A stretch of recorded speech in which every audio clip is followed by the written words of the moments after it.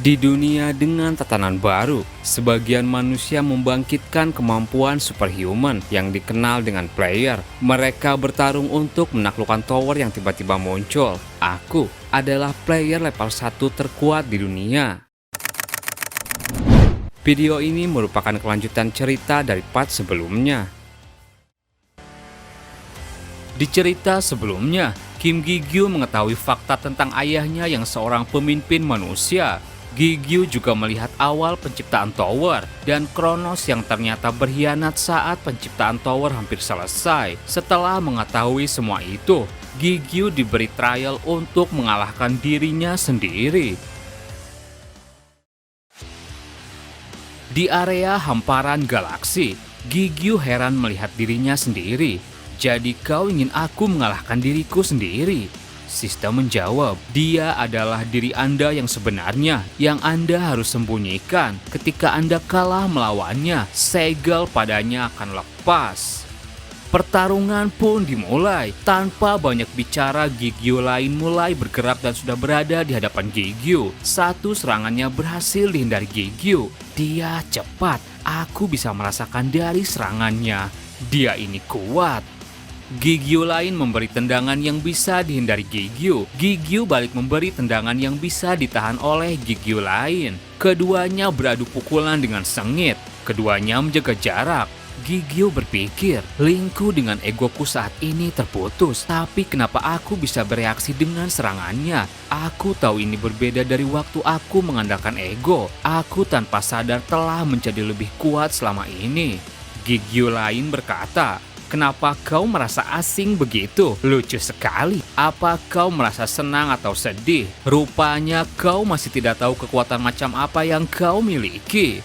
Gi-gyu lain kemudian mengeluarkan kekuatan kematian. Ia mengeluarkan pedang kematian dan sayap iblis di salah satu sisi tubuhnya.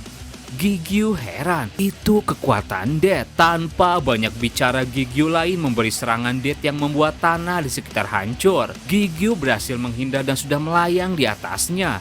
Dalam hatinya, Gi-gyu berpikir, gaya bilang kalau itu diriku. Jadi apapun yang dia lakukan, aku mungkin bisa melakukannya juga.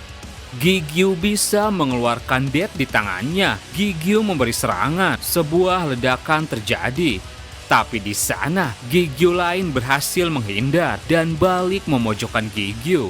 Ia berkata, menyedihkan, kau bahkan tidak tahu cara yang benar mengendalikan kekuatanmu sendiri. Kini di sebelah badannya, Gi-gyu lain mengeluarkan kekuatan kehidupan. Sorot matanya berubah. Ia berkata, kupikir akan lebih baik bagiku untuk mengambil alih tubuhmu. Gi-gyu mulai panik. Ia segera menyiapkan Death dan langsung memberikan serangan itu tepat mengenai tubuh Gi-gyu lain. Gi-gyu terus meningkatkan serangannya. Gi-gyu lain lenyap dari pandangan, tapi dengan cepat Gi-gyu lain sudah berada di belakang. Sudah kubilang bukan, kau itu cuma tahu cara mengontrol kekuatanmu sendiri dengan benar.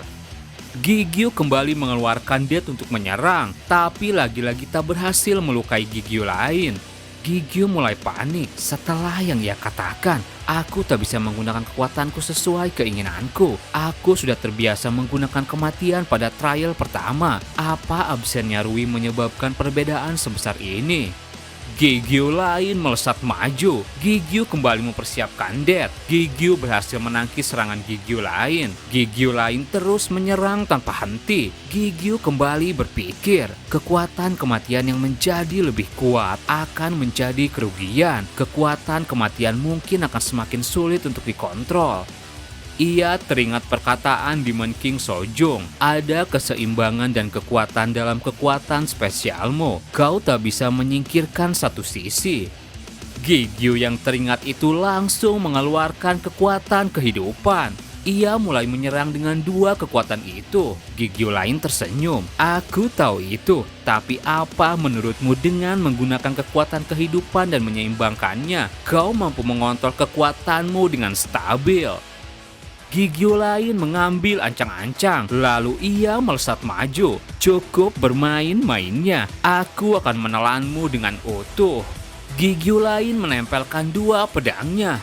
Chaos. Gigio juga mengambil ancang-ancang. Kalau begitu aku juga akan menggunakannya. Gigio menggabungkan kekuatan death dan kehidupan, Chaos. Kedua serangan Chaos saling bertabrakan. Sebuah ledakan dahsyat terjadi. Mereka terus beradu kekuatan. Gigio mulai panik. Aku didorong mundur baik dalam aspek jumlah total kekuatan maupun keahlian dalam mengontrol kekuatan. Aku pasti akan kalah kalau terus begini, kecuali aku menemukan cara lain untuk bertarung. Di sela situasi terdengar suara Rui. Ia berkata, ini bahkan bisa disebut krisis. Gigio sontak kaget. Linku dengan Rui. Tidak. Ini seperti yang bekerja di dalam Trial L. Ini ingatan Rui yang bicara pada aku. Suara itu kembali terdengar. Aku sudah bilang padamu sebelumnya, di hadapan kekuatan yang sangat besar, trik-trik biasa tidak diperlukan. Bukan berarti bahwa teknik itu tidak ada apa-apanya. Apa kau sudah lupa? Hidupku juga perjuangan melawan yang kuat. Gigio kembali berpikir, jika aku kalah dalam hal kekuatan murni, aku akan berusaha sekuat tenaga untuk mengatasinya, meski itu berarti aku harus mati. Gigio terus melewati batas kemampuannya. Ia terus meningkatkan serangan Chaos. Dan kemudian tangan Gigio bereaksi. Gigio lain merasa heran, apa ini? Chaos sedang dipadatkan. Kalau begini terus, Gigio lain tak kuat menahan serangan Gigio. Sebuah ledakan dahsyat menghancurkan arena pertarungan. Gigio lain tertawa. Jadi begitu, apa itu sebenarnya? Gigio berhasil menusuk Gigio lain dengan sebuah pedang. Gigio lain berkata, jadi itu sesuatu yang sudah kamu selesaikan. Sword of Chaos, itu nama yang cocok untuk ini. Aku mengakui kekalahanku. Gigio berhasil menggabungkan kekuatan kehidupan dan kematian sehingga menjadi sebuah kekuatan baru dengan bentuk pedang Chaos. Suara sistem lalu terdengar, Anda telah lulus tes, segel telah dipadatkan, Anda telah mendapatkan Sword of Chaos. Setelah itu mereka berdua kembali ke awal lantai 50. Sistem berkata, tes terakhir telah selesai. Pemenang dapat mengajukan pertanyaan apapun kepada yang kalah. Yang kalah wajib menjawab semua pertanyaan. Silakan memulai sesi tanya jawab. Gigio sejenak berpikir, Oberon dan Hermes mengalami kerusakan, tapi ini bukan waktunya untuk memikirkan itu. Gigio lain berkata, tanyakan apapun padaku, karena aku tak bisa menentang wanita itu. Gigio bertanya, siapa kau sebenarnya? Gigio lain menjawab, pertanyaan yang membosankan. Apa kau tidak mendengarnya tadi? Aku hanyalah dirimu. Sepertinya kita masih perlu mengatur cara kita memanggil satu sama lain. Lupiter, itulah nama yang paling tepat untuk ego ini. Panggil saja aku Lupiter. Gigio heran. Kau ini? Tidak, aku akan mengajukan pertanyaan yang berbeda. Siapa sebenarnya aku ini? Lupiter menjawab, aku pikir kau sudah jadi sedikit lebih pintar, tapi sepertinya tidak begitu.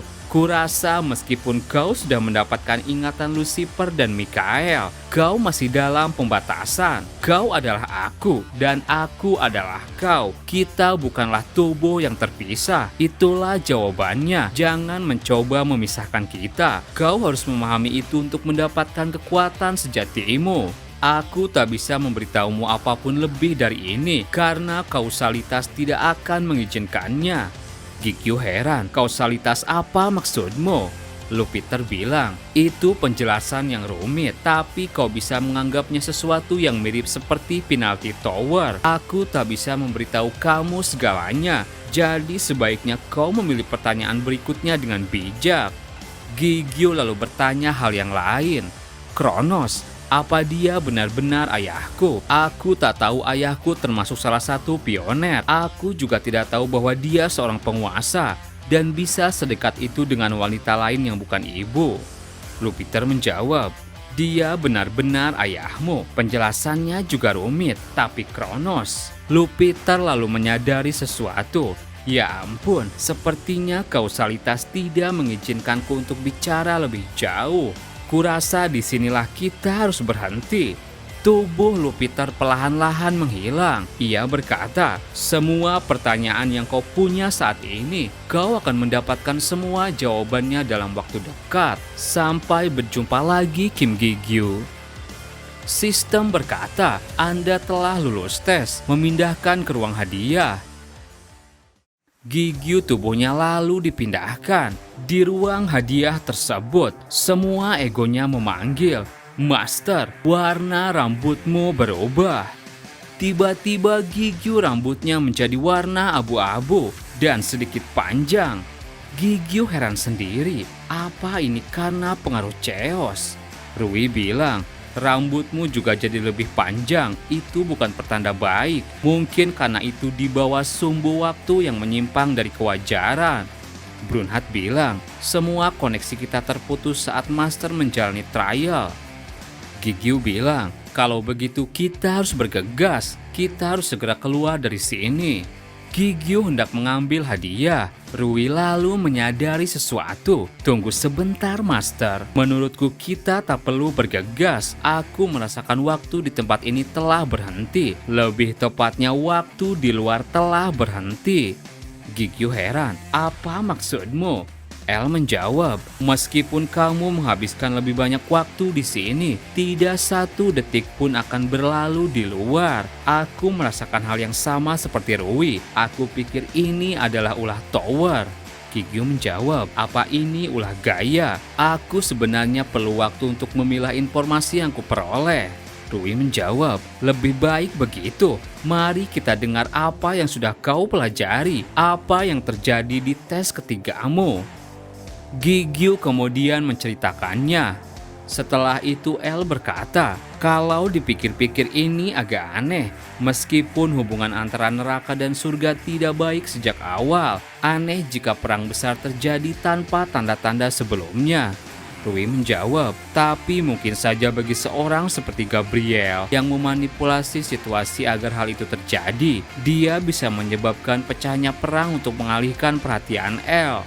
Gigyu bilang, baiklah, mari kita urutkan peristiwa-peristiwa itu. Yang pertama, Rui mengalahkan Satan dan mengambil alih neraka. Setelah itu, para penguasa mengadakan pertemuan untuk mengatasi Chaos. Kemudian mereka memulai pembangunan tower. Kronos dan Gabriel mengkhianati para penguasa dan menyebabkan pecahnya perang antara surga dan neraka. Aku tidak yakin dengan ini, tapi saat rencana mereka gagal, aku pikir sesuatu mengenai penyatuan dan penciptaan terjadi.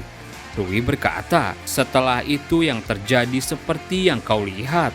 Aku disegel dan El menjadi pedang suci. Ada banyak peristiwa yang hilang di antaranya, seperti bagaimana Satan masih hidup, atau apa yang terjadi pada para penguasa yang mati waktu itu, dan kenapa Chaos tidak mati. Gigyu menjawab, dan kenapa juga Chaos tersegel dalam diriku? Siapa sebenarnya Lupiter dan Kronos? Tak lama terdengar suara. Nah, biar aku beritahu kau tentang itu. Di sana Kronos datang menghampiri Gigyu. Gigyu menengok dan sontak kaget. Ayah. Rui yang melihatnya langsung bereaksi. Kronos, pelaku yang bersiasat untuk menyegelku. Rui mengeluarkan kekuatan kematian yang tidak terkendali. Rui murka, aku akan membunuhmu. Aku akan mencabik-cabik jiwamu dan melahapmu. Gigyu heran, ini pertama kalinya Rui mengendalikan Death sendirian. Apa yang harus kulakukan? Aku tak bisa mengendalikannya. El berkata, tenanglah Rui, ini masih belum waktunya. Sadarkan dirimu.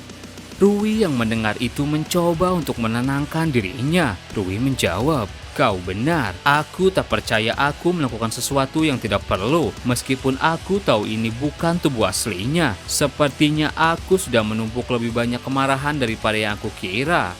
Brunhat bilang, Rui itu tadi menakutkan. Gigyu lalu bertanya pada Kronos, bagaimana kau bisa ada di sini? Ayahku sudah meninggal dalam sebuah kecelakaan. Apa kau sungguh ayah? Kronos menjawab, kurasa ini akan jadi cerita yang panjang. Ayo kita ganti lokasi. Kronos menjentikan jarinya. Area di sekitar berubah menjadi padang rumput hijau dengan sebuah meja makan di tengahnya. Gigio bertanya, "Di mana tempat ini?" Kronos bilang, "Duduklah, aku akan menjelaskan semuanya untukmu sekarang." Mereka mulai menikmati hidangan. Kronos bilang, "Ini enak, cepatlah makan." Gigio tak sedikit pun mengalihkan perhatiannya. "Di mana tempat ini? Apa ruang hadiah atau lantai 50?" Kronos menjawab, "Ini hanyalah sebuah ruang di mana aku berkuasa. Ini bukan ruang hadiah, jadi kau bisa tenang. Nah, aku bisa dibilang dewa di tempat ini." Kronos kembali menjentikan jarinya. Banyak kristal mana yang melimpah. El bilang, "Aku bisa merasakan energi dari mana asli." Rui bilang, "Aku tak tahu apakah ruang ini bisa dipertahankan di luar, tapi ini luar biasa." Kronos bilang, "Cobalah memakannya. Senang rasanya bisa bertemu dengan putraku lagi."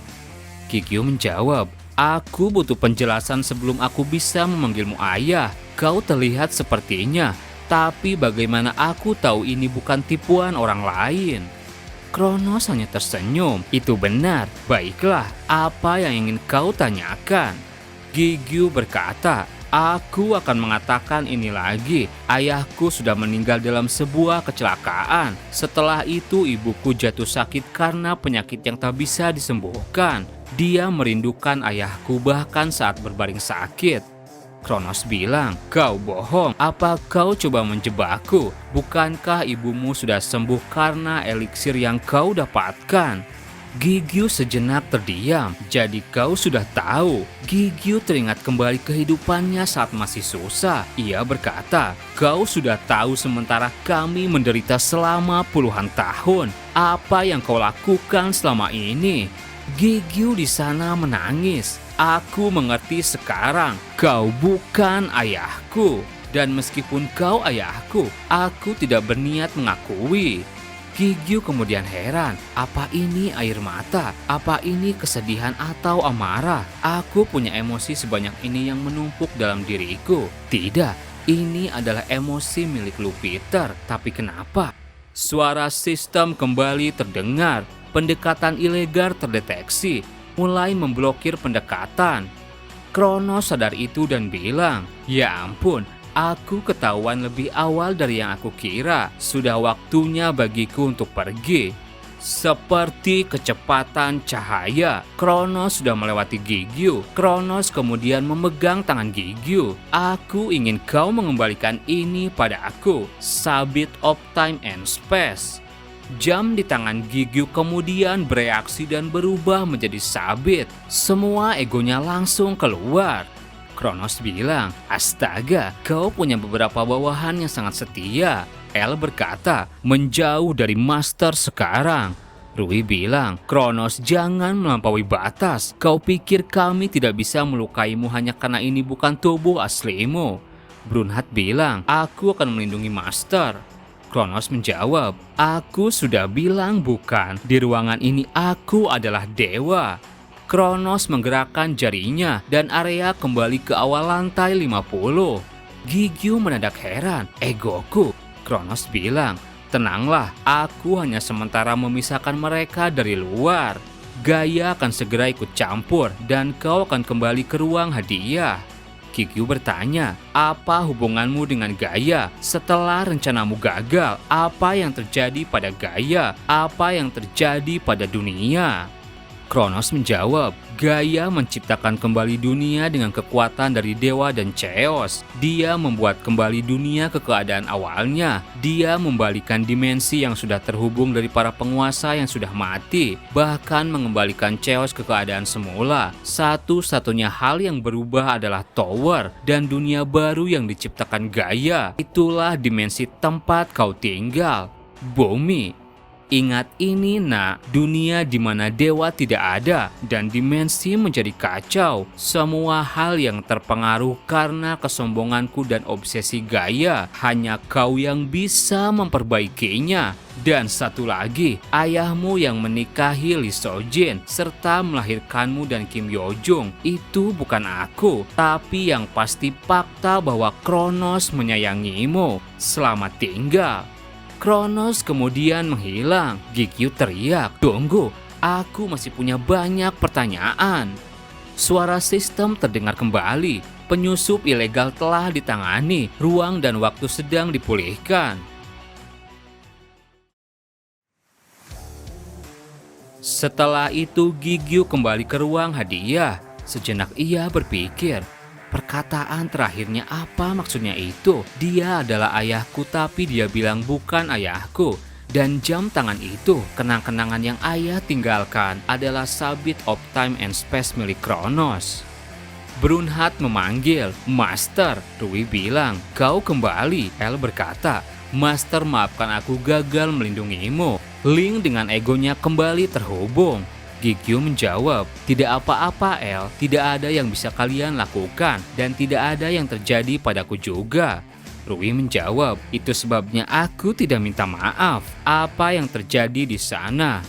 Gigyu menjawab, "Sebenarnya tidak terjadi apa-apa. Mari kita bicarakan lagi nanti. Aku harus mengakhiri tes ini dulu." Kemudian Gigyu memegang hadiah yang ia dapatkan. Di sana Rui menyadari sesuatu. Dilihat dari dekat, ini adalah kotak ori Halcon. El bilang, "Ini mengejutkan. Itu adalah material yang sangat langka sampai bisa disebut sebagai esensi dimensi." Gigyu dalam hatinya bilang, "Aku pernah mendengar soal itu sebelumnya. Sebuah kotak hadiah yang tingkatannya lebih tinggi daripada kotak hadiah Diamond, yaitu kotak hadiah berisi eliksir. Tapi ini tidak pernah ditemukan sebelumnya. Informasi yang kukonfirmasi adalah informasi tersebut hanya ada di dalam sistem. Hadiah yang bahkan lebih baik daripada eliksir. Aku penasaran apa hadiahnya." Gigyu membuka kotak tersebut. Cahaya terang terpancar. Suara sistem terdengar. "Memberi Anda hadiah. Kekuatan kehidupan sedang meningkat. Wadah sedang direkonstruksi. Kekuatan kematian sedang meningkat. Wadah sedang direkonstruksi. Kekuatan chaos dapat dikontrol dengan stabil. Wadah sedang direkonstruksi." Gigyu dalam hatinya bilang, "Rekonstruksinya terjadi 3 kali. Saat aku meminum eliksir, itu hanya terjadi sekali." Sistem berkata lagi, "Informasi Rui dan El telah diperbaharui. Sekarang mereka tahu lebih banyak daripada sebelumnya. Ego Anda telah menjadi lebih kuat. Ego Anda menjadi lebih spesial. Kemungkinan ego Anda telah meluas. Ego Rain sedang berevolusi. Ego Oberon dan Hermes telah rusak. Oberon dan Hermes telah digabungkan ke dalam Brunhard. Hasil penggabungan itu membentuk sebuah armor." Gigyu bilang, "Brunhard menjadi full body armor." Brunhard berkata, "Aku berubah, Master." El bilang, "Itu terlihat cocok denganmu." Rui menjawab, "Itu sempurna untukmu karena kau lembut dan lembek." Sistem berkata lagi, "Ini adalah hadiah terakhir. Tolong panjat menaranya. Tolong taklukkan menaranya. Jika Anda menaklukkan menara, Anda akan terhubung dengan Babel." Terima kasih buat teman-teman yang udah nonton video ini sampai habis. Mohon maaf jika ada salah. Admin pamit dan sampai jumpa di video berikutnya.